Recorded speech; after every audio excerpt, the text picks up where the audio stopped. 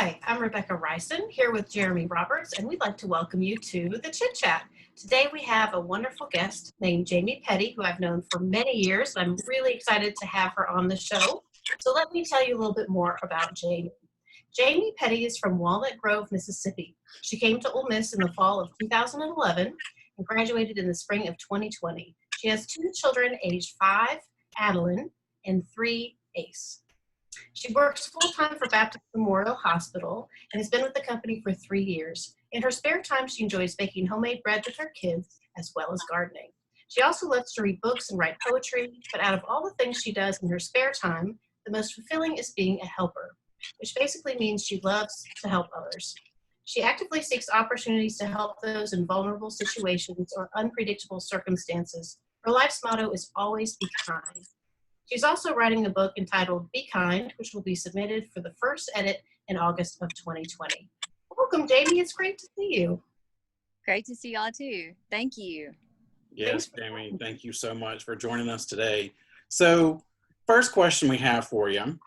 If you could use 5 words to describe yourself, what would you say? 5 words to describe myself: disciplined, resilient, compassionate, affable, and probably diligent. Okay. So what does resilient mean to you? Resilient in my terms basically is that ability to bend and not break. To become that force of nature that just absorbs that energy and puts it back out into the world as good. Right. It's just the ability to bend and not break. Okay. Mm-hmm. Yeah. And I found that, through our interactions together, you're very resilient. You look at things very optimistically. I still remember the first day when we met, which was years ago. And there was this focus group. And it's just kind of, life is so interesting when you have two people that end up getting to know each other pretty well. And just through random circumstances. I think it was you were at a focus group and I was co-leading a focus group. And we were just kind of getting to know student opinions on campus. And I remember my former supervisor said, wow, what do you think? Let's see if we can give Jamie a position. I'm like, that would be fantastic. So getting to know your story over the years has been amazing. And I'd love it if you could tell us a little bit more, about your experience in college and in your life. Yeah, so I thought a pretty interesting thing, I never really thought about it, was in 2008, I transferred high schools from DeSoto County, which is one of the top high schools in Mississippi, to a high school in Leake County, which at the time was still like segregated. So I went to an all-black high school, and that school wasn't consolidated until 2012. But I never, just reflecting back, I realized that we never had a science lab. We never went to a science, have the resources that, I wouldn't say many high schools, but an adequate high school would have to prepare us for college. And I always thought that was a special part of my journey, because when I got to Ole Miss, it took me about 2 years to realize that I didn't have the foreknowledge that I needed to actually be a college student. And that's when I realized, I'm behind. I have to catch up. And I was already on academic probation the first year, and it still took me a whole nother year to realize, because I was getting frustrated with, I'm studying, I'm not doing as well as everyone else around me. What is going on? And I kind of got, it kind of turned a little bitterness, and I realized that I just didn't have that high school background that I needed when I came to Ole Miss. And coming to Ole Miss was, that summer before coming to Ole Miss was very challenging, because my father passed away in June of 2011, and I hadn't came to orientation yet. And so I didn't have any money or any resources or any transportation. And a former teacher actually offered to pay for orientation, and her husband brought me to orientation. And we completed orientation, and then I was back in Warner Grove. How am I going to get to Ole Miss to start school?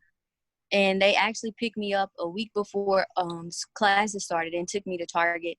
They bought thousands of dollars worth of like laptops, computer, like TVs, everything that I needed to just be a college student. And they got me here, and I wouldn't say they dropped me off because they helped me throughout my first year, but after that I didn't speak with them anymore, so I was just here. And a lot of people wonder, why didn't I go home to my family? And I had to remind people, I'm like, I don't have anywhere to go. Like, this is it. And I have to make the best of this. That's why I always like stress to people that everything you see around me, like everyone is like, your life is so beautiful. You're so successful. Like, how did you get all this stuff? And it's like, I don't know, but I came to Ole Miss with a tote of clothes, and that's all I had to my name. That's all that belonged to me. And it's been a journey to just continue to be resilient, to bend and not break. I feel like if I would have broke, I don't know where I would be. But I tell people, you just have to be adaptable and take the circumstances that's thrown at you.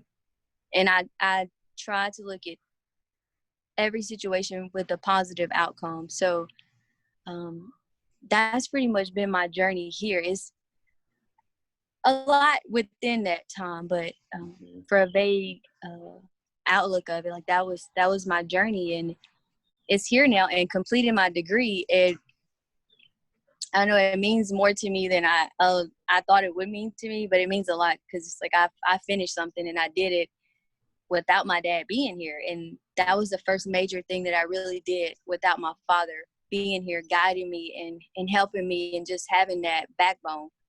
I just did it. And so I feel very accomplished for getting my degree. Yeah.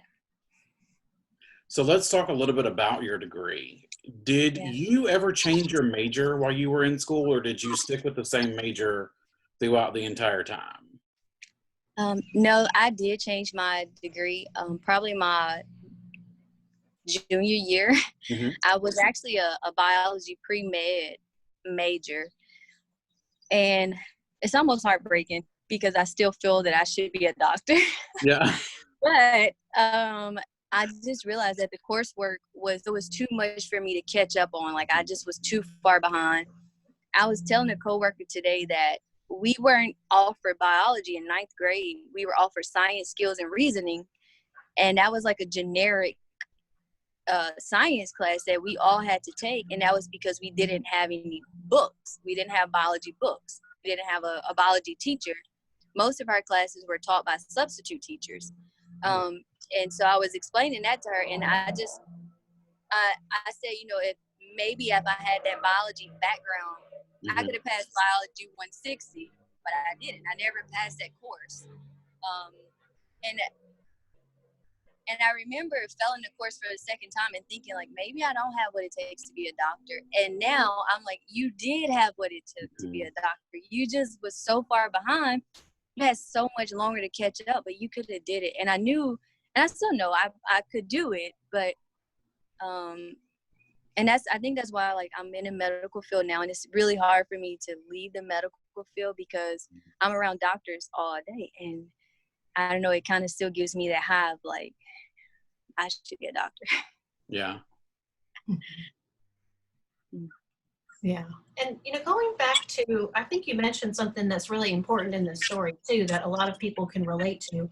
There's a feeling that a lot of students have when they get to college, and they're like, I know I can do this. Mm-hmm. And I don't think I've ever really met a college student I didn't have faith could do college. It's just, sometimes life happens, big circumstances happen. Being in the wrong major, for some students. I was a business major myself and thought it was really interesting, but that's when I was like, I think I'll be a counselor instead.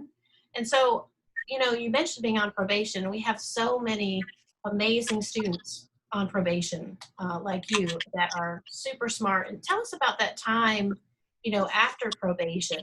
What was your college experience like, and what kind of tools did you use at that point? So after probation, I really took to heart the study skills that I acquired in my EDHU 101 class, and the resources. So, you know, I tell people, even people, not students, just everywhere, it's like, utilize your resources. They're there for a reason. You know, go to the writing center. There, I didn't realize how many resources were on the campus until I took the course, and the course kind of just laid it out, because it's, you know, if you're looking for, you don't really know what to look for, but if it's laid out for you, then you have it. And after that, it was almost like a fight or flight type of thing after academic probation. And I decided to fight. I'm like, I'm going to fight this all the way through. I don't care if my GPA is a 0. Like, I'm going to fight this all the way through until Ole Miss completely kicks me out. Like, and I kept going. And I started to realize, like, oh my God, I can take 12 hours and be okay. You know, I don't have to take 18 hours every semester. Right. And I think a lot of people start to think like, oh my God, I'm not going to finish in 4 years. I have to take more classes. And it's like, you know, being that it was a 9-year journey for me to complete my degree, it took me a while to realize that I can take one course, or I can take 2, or I can enroll half-time, or, you know, 3/4 of a student is, and financial aid actually have those options for students now. And so that was a big concern of mine at Ole Miss. Like, I have to be full-time to get the Pell Grant. And now I know that you don't. You can actually apply for a part-time Pell Grant, and you can take 6 hours if you need to. And I think that's a very good thing to know for people struggling with course load, because that was a big problem of mine. Is I wanted to take as many classes as I could so that I could finish in 4 years. And now it's 9 years, and I still feel as accomplished as I believe I would have in the 4 years, because I've realized it wasn't a grand prize for finishing in 4 years. You know, it was not a big thing. It's just finish, you know, keep going, keep fighting. And whenever I just didn't get hopeless. Like, no matter, I had some GPAs that could have made me hopeless, but it didn't. It became that fight or flight instinct. And I'm like, I'm going to fight this GPA. I'm going to fight all the stereotypes, all the environmental influences, the background, my childhood, like everything. I'm going to fight it. And that's a lot of, that has a lot to do with being resilient, because if you're not resilient, then all that stuff, like, you can't take all those blows and just, you know, not break. So you have to be able to be flexible with those things that are happening. Yeah. Mm-hmm. And talking about resources, that's something I've heard from a lot of students. I went to school here. I didn't know about all the different resources that we have on campus. You know, I had to figure out which would be best for me. So you talked about the Writing Center and financial aid. What were some other resources on campus that you kind of latched on to once you found out about them? Well, they have a Spanish group where you can, Spanish cafe. They meet every week at a cafe, and they just talk Spanish, and you don't have to talk, you can just listen. But that is an opportunity to get your ears listening and just, you know, getting you used to hearing those words and things. I thought that was a really good resource. Also, I mean, I have children, so the Cub Lab was a really good resource for us, just getting that information for my children, which was, and that is a lot about, I teach them mindfulness, and a lot of that came from the Cub Lab, and that helped me when I'm trying to study. I'm just like, remember our mindfulness game, like, we have to be quiet, you know. Yeah. And it's, many people think like, oh my God, that's just like pseudoscience. It really works. It really works, and it really helped me out. And another resource was, you know, the Career Center, because just recently I took that career and life planning class, and I thought like, oh, I got a job. I've been here 3 years. Like, what could this course teach me?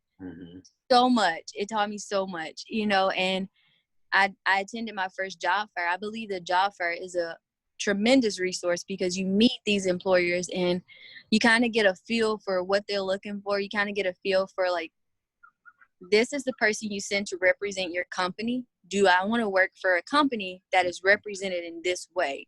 And that's kind of what I took from the job fair, is because I'm really big on, will this company fit me morally? Right. And so I that was a really good resource. And I know there are hundreds of other resources, and I wish I could lay them all out on a piece of paper and hand them to every student, Right. but I just don't know them. Right. It's so many.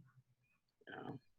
Yeah, and it's hard sometimes to know where to find stuff, until you're in that situation. And so that's kind of what we try to do now. Academic support has grown quite a bit. And then you knew us back in the day when we worked at the Center for Excellence in Teaching and Learning, and now we're at the Center for Student Success and First Year Experience. And so, any students watching, or parents or staff members, we're happy to consult anytime for anything. No such thing as a silly question. So, but yeah, I think that's a very good point, Jamie. It's like, so many resources and what to do. And of course, when you're navigating college as a parent who's also working and going, through school, that's a lot of stuff to balance.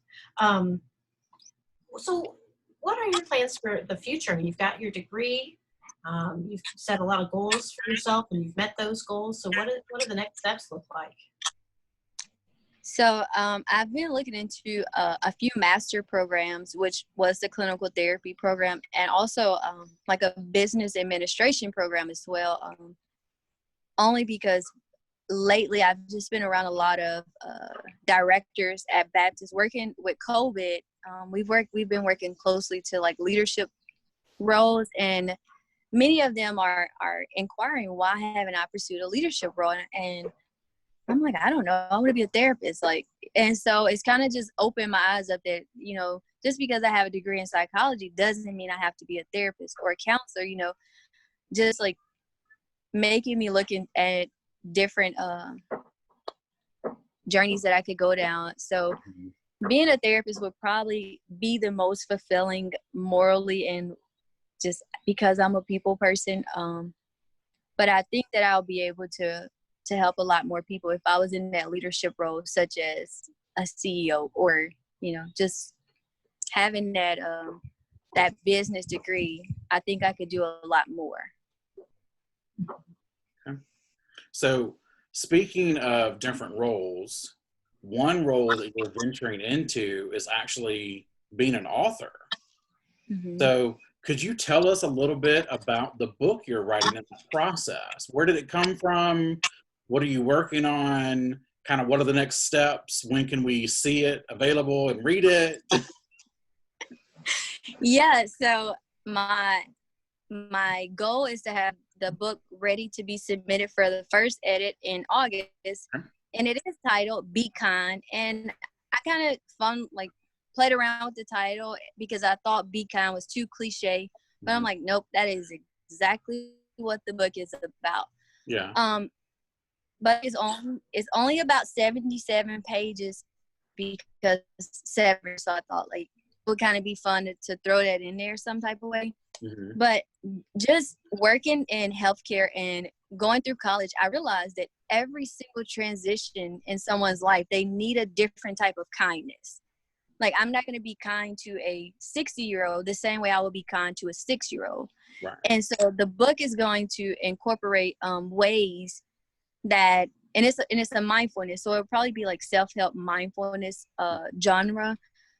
It's going to incorporate ways to be kind to the tiny humans as well to the superhumans. And the superhumans are the 65 and up, and the tiny humans are the little ones. And it's everything in between.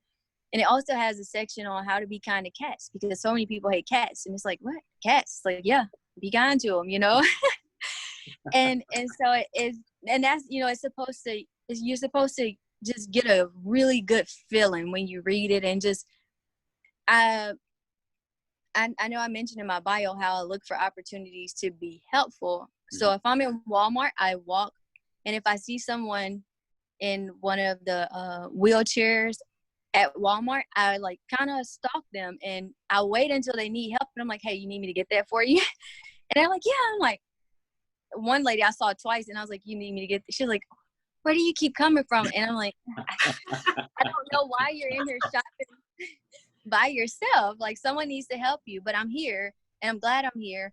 And I just try to intervene whenever I can. I'm the turtle saver, so I try to get all the turtles off the road. I was late for work one day because it was turtle. I'm like, why are y'all in the road? And it rained, and I'll turn around, I'll just get the turtle out the road, and all my friends think it's hilarious. They videotape me, and they're like, here goes Jamie saving another turtle. I'm like, in the middle of the road.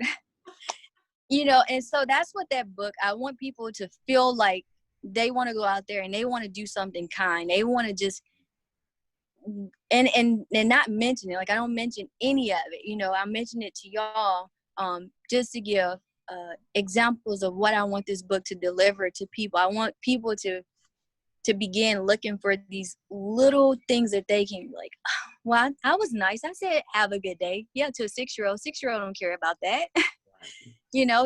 Just going above and beyond for people and being kind. Yeah, that's easier said than done for a lot of people. And I mean, like you said, you've got the little ones and you got the big ones. Yeah. There's a difference between how we talk to the little people versus the big people, and what you're doing is definitely leading someone in that right direction. Yeah. Definitely. Oh yeah, I've read a lot of book kindness, and all of them are pretty much the same in the way that they maneuver the conversation with how to be kind. And I've always wondered, like, well, what would I do, like, to a teenager that's lost their parents? How would I be kind to them? And all those circumstances will be in the book of just how to be kind to someone dealing with these things, or just a teenager who's going through like that rebellious stage, and it's like, we don't care about anything. Because I met people that didn't care about anything. Yeah. How do you be kind to those people, or people who've done you wrong? Like, how do you be kind to those people? And I don't think there's a generalized kindness. I think it takes a different type of kindness through all those like sections and circumstances in life. And that's what I really want to pinpoint, is that the way you continuously be kind to everyone is that you have to alter your kindness, and you just have to know how to be kind, because it's like a science behind it. Right. Yeah, definitely. Yeah. And in this, day and age that we're living in right now, with social distancing and people feeling disconnected from one another, the whole COVID-19 thing is pretty scary. Do you have any advice maybe for people about how to support one another in this time? Yeah. So really since COVID-19, what I've started doing is I have it's not really a self-help thread, but I find a quote every single day that I like, and I send it to random people in my phone, just random numbers, or I'll make a printout of them, cut them out, and just pass them out. And I'll write on the back, always smile, always be kind. And, just leaving them places where I don't have to actually physically touch anybody or hand them out. And I tell people, we have to just continuously we have to resort back to the way we communicated before social media took over. We text people, we call people, we wrote letters. Write a letter, if you need to, or just we haven't really visited anyone, so we really just been practicing communication. I think communication is the biggest thing now, because that's the only way I can I can let someone know, like, hey, I'm thinking about you, I'm praying for you, you're in my thoughts. And we try to send like little happies, little letters. That's pretty much all we've been doing. Yeah. It takes a lot, especially right now with what we've got going on. I mean, we've been off campus since spring break 2. So we're going to be going back within the next few weeks to kind of see what's going on. You've been in a hospital setting, so you've had a lot of people come through those doors. So being in that setting, what's one thing that you've learned about yourself? I've learned that I have a lot of patience, Okay. but I've also learned that I think I've learned that really that the book I'm writing is really true to heart, because whatever the hospital locked down, so there were no visitors, and for 6 weeks I was at the front end of that. So I was the aggressor. So I stood at the front door and I basically told people that they couldn't come see their loved ones unless they were actively dying, which was probably the hardest thing that I had to do. And, you know, I've cried with families, I've sat outside, you know, and not saying patience as far as, you know, dealing with someone that's unruly, but patience as far as, you know, just understanding how to empathize with someone and not like, okay, you're crying, you can go outside, but sitting there and feeling their pain and like under frustration. So I, you know, the one thing I did learn about myself was that I have the patience of a saint, because, and I mean, there were people that were really mean, because they couldn't get their way.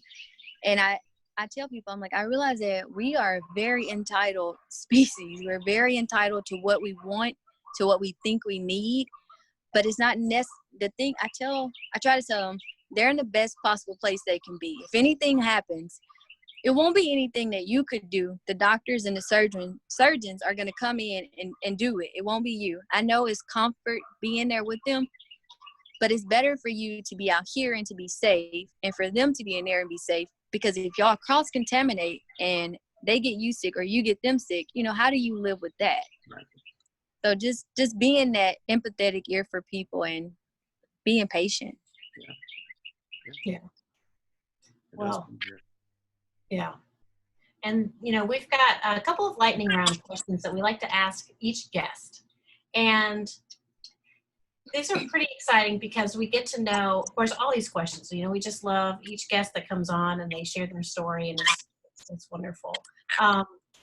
If you could go back in time, what advice would you give yourself during college? Like, do you see anything that you would say, hey, Jamie, my old self, here's what I recommend? Yes. If I could tell myself one thing, I would tell myself to go to class. Okay. Go to class. If you saw my absentee report from like when I was at Ole Miss from 2011, 2016, it was classes I missed 30 days in, 16 days, just like this long. It's go to class. And man, I just wish I would have knew to go to class, like how beneficial it would have been to go to class. Yeah. That's one thing that we tell our students a lot, you know. Man. Not in class, you're missing out on everything that we're telling you. I mean, we could tell you, read this in the book, but don't read this, this, and this. Yeah. And then you've got a test coming up and you read everything, spending your time on stuff that's not important. So definitely go into class. You've heard it. And building those relationships with people who may have resources. And that's how you get to know resources too, is it's going to class and networking with people, because they know things that you don't know, and you may know things that they don't know. And I really feel like I dropped the ball on that, because I was very rebellious, and I'm like, I know this, I'm not going to class. Yeah. Go to class. So aside from that advice, what other advice? So we've talked about resources, go into class. So students watching this video, go to class, use your resources. Please go to class. Yes. What other piece of advice would you give to students who are in college right now? I think my biggest piece of advice is to make discipline your best friend and procrastination your worst enemy. Because now I finished my last courses with a 4.0. And the only way I did that is because I was disciplined in my coursework and I did not procrastinate. If I had a paper due 2 weeks from today, I started on my paper today. You know, even I took a 6-hour Spanish class, and we had over 200 online assignments, and that was aside from the homework that she gave in class that we had to physically turn in. And the only way, and I didn't miss any assignments, and the only way I did that was just staying disciplined, keeping at it, and knowing that in 6 months or a month, this will all be over and I'll never have to see this again. So, just being disciplined, don't procrastinate, because, I did that a lot in undergrad. Mm-hmm. Don't procrastinate. Yep. So procrastination. Do you have any advice for maybe students who've gone through, stuff when they're on probation? I think, I love working with students on probation because they're so smart, they're so articulate, and they are trying so hard. I mean, they're the most resilient group of people I think I know. Mm-hmm. And I know too that sometimes being on probation can be really, of course, stressful, because maybe sometimes people, I'm not saying this is your experience, but sometimes people start to doubt themselves or think, okay, these grades are not measuring me as a person, which grades aren't. They aren't a measurement of somebody as a person. But we do have about 20% of the freshman class is on probation. Or I'm sorry, 10% of freshman class, 20% transfer student class. So it's fairly common. But do you have any advice for students who've gone through probation or are going through probation, like stuff that you would mention to them specifically? Yeah. So I would tell them to keep going, keep fighting. And although it seems cloudy and hopeless, my GPA when I was on academic probation was very low, because I only took 12 hours that first semester, and I failed one class and made a D in another and 2 C's. So it was very low. But if you keep going and, utilize the resources, Ole Miss has a freshman forgiveness policy. So that F you got can be forgiven. You just retake the course.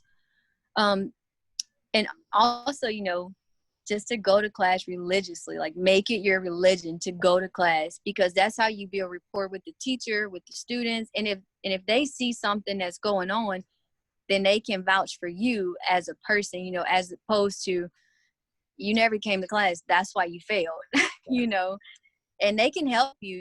I've met a lot of teachers that have been more than willing to use their free time to help me, to teach me something that I didn't understand, or to go over something or even send me their PowerPoints that they didn't post on Blackboard, but they would send them to me because they knew I was trying, or they saw that I was struggling. And, just having that rapport and going to class, and if they need to take a lighter load, taking a lighter load, don't try to finish in 4 years. If, 4 years is what you anticipated, but if life happens, then it happens, and you just you have to be able to adjust and be adaptable, and that's how you're gonna finish in the end with that degree. Yep. Yeah, Definitely. Well, this has been fantastic, and we'd love to have you back for a second interview when your book comes out, or for anything else you want to share with us. So just keep us in mind. Love to have you back on the show. Any final thoughts or things you'd like to share?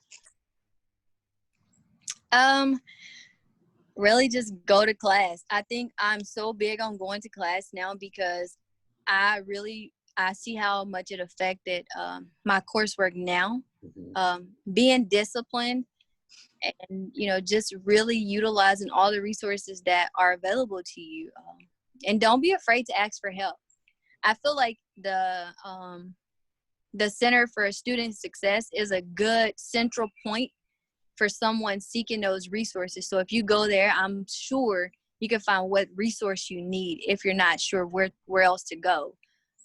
So just utilizing all resources available to you, even if you don't need them. If you write flawlessly, still go to the writing center. Mm-hmm. You never know. Mm-hmm. Good advice. Well, this has been fantastic. Thank you so much for joining us, Jamie. And we will be sure to, whenever you have a book posting, you want us to put a link to wherever you're selling it, we're happy to do that. But so proud of you, and having known you for a long time now, it's been fantastic to see your journey. So thanks for sharing it with us. Thank you.